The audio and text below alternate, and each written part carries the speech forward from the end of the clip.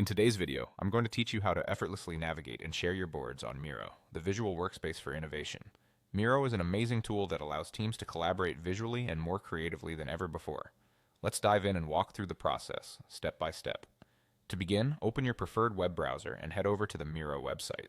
You'll find the login page easily accessible at the top right corner. If you don't have an existing account, you might want to register one for the full Miro experience. But assuming you do, let's continue by logging in. Click on Continue with Email, which will prompt you to enter your registered email address and password. Once logged in, you'll be taken to your Miro dashboard. Here on the dashboard, you'll see all of your existing boards organized for quick access. Find the board you want to work with and click on it to open. Once your board is open, look for the Share button. It's pretty straightforward. Simply hover your mouse over the board and the Share option should appear. Let's talk about sharing. One of the key features of Miro is the ability to seamlessly share your board with your teammates or external collaborators. Click on Share, which will pull up a menu with various access options. After you've clicked Share, you'll need to specify how you want others to interact with your board. This is where the access options come into play. Click on the Access option to customize permissions. You have three options: Viewer, Commenter, and Editor. Choose Viewer if you just want someone to look at your board without making changes.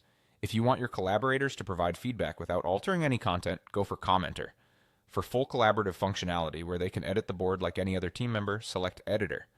All these options give you flexibility, so think about who you're collaborating with and what role they need to best contribute to your project. Remember, setting the right permissions is crucial for a balanced workflow. Finally, after setting the access permissions accordingly, it's time to share the board. Click on Copy Board Link. This will copy the link to your clipboard, and you can now paste this into an email, chat, or any other communication platform to invite your teammates or collaborators. And there you have it. With these steps, you can easily manage access and collaboration on your Miro boards. It's an incredibly powerful way to work visually with your team, no matter where they are. I hope this guide helps you make the most of Miro and enhances your collaborative efforts. Thanks for watching, and see you next time.